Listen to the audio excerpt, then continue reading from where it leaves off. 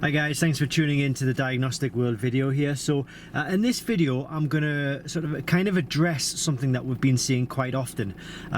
Something which we kind of see on like forums and sort of internet pages, whereby people have got like a check engine light, as we have in this particular car here. I'll start by saying it's a 2016 Audi A6, but really the car is irrelevant. It's kind of the same in all Audis. And people are saying, look, I've got a check engine light, what can the problem be, or what is the problem? And then we get an amount of sort of like commenters and posters saying, oh, it's definitely like the MAF sensor, it's definitely the spark plugs, definitely the ignition coils, or something like that.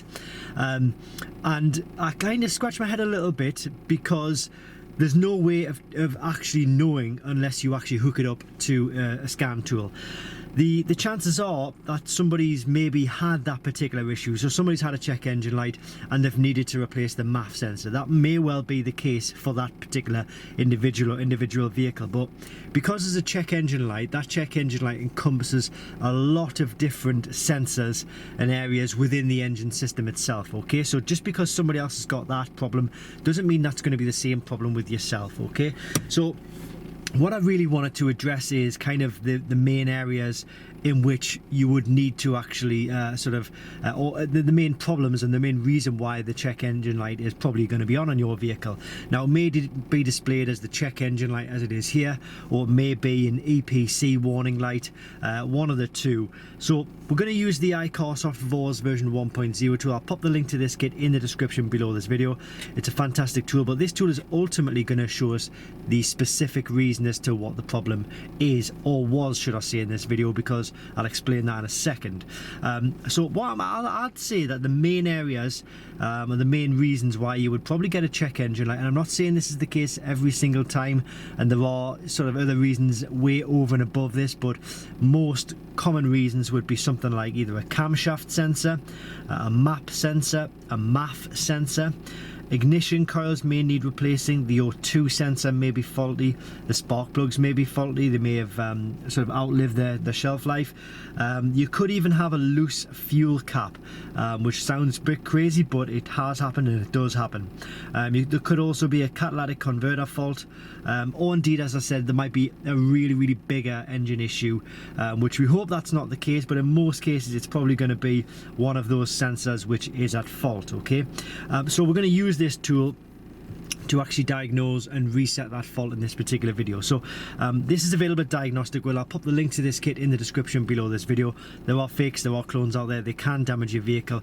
This is specific for VAG vehicles, so as we see, you can see it covers Audi, Bentley, Bugatti, Lamborghini, MAN, Seat, Skoda, VW and VW commercial vehicles, and more commercial there. So we're in an Audi, so we're just going to click on to Audi, select the latest software version, and we're going to go, you can either select the vehicle from like a huge list, you've got like 79 options, but the easiest thing to do is just to go VIN identify, read, and then the tool will read the VIN number and it will automatically find your vehicle so that you can get in to start diagnosing the system straight away. So you can do an automatic scan of the whole vehicle. You can either do an individual scan of the individual system that you wish. That's what we're going to do, and we do that by clicking on Control Unit. Let's click OK to that. It's going to show us a list of potential systems we can diagnose. So we've got 88 potential different systems.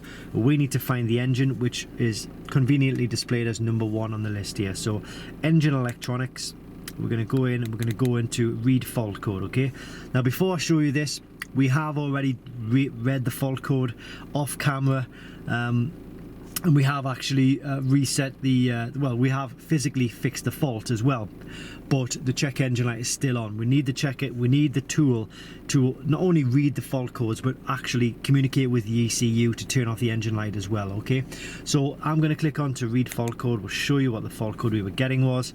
It's a P0303000 O2 sensor heater control. So we were getting a fault with one of the Bank 1 Sensor 1 O2 sensors, which actually in this particular vehicle is really easy to access. All you need to do is just lift the bonnet, and everything is kind of right there. In other cases with O2 sensors, you know, you might need to be underneath the vehicle, but this one was really easy. We put the new sensor in, and what we need to do now though is just tell the ECU that we fixed it, and if the ECU is happy we've fixed it, it'll turn off the engine light. So we'll do that by clicking clear fault memory. Click OK, and just keep an eye on the check engine light when I click OK here. There we go, erase operation done, and the check engine light has gone. Okay, we can go back in and just double check that it's all gone, and it's now saying no fault code found. If you try to reset that and you hadn't physically fixed the fault, the chances are in this particular car the check engine light may well go off, but after a few starts it'll come back on, and the fault code would still be displayed in this particular tool. Okay, so that's the VOS version 1.0. I'll pop the link to that in the description below this video, but that is just kind of like a nutshell of why the main reasons your check engine light or your EPC light will be on. The EPC light kind of more goes towards like the throttle control, so it could be like a throttle sensor, something like that, but those are the reasons. So I hope it's helped, and I hope it's given you an understanding of maybe how the system works, how the check engine lights are displayed, and what the probable causes are. I would say if you've got over and above one of those issues, then you may well need a garage to sort of like a specialist to go in, and because you might need to strip parts of the engine back, but hopefully it's just kind of like a sensor, which in most cases it would be. Okay, thanks for watching guys, and I hope this helps.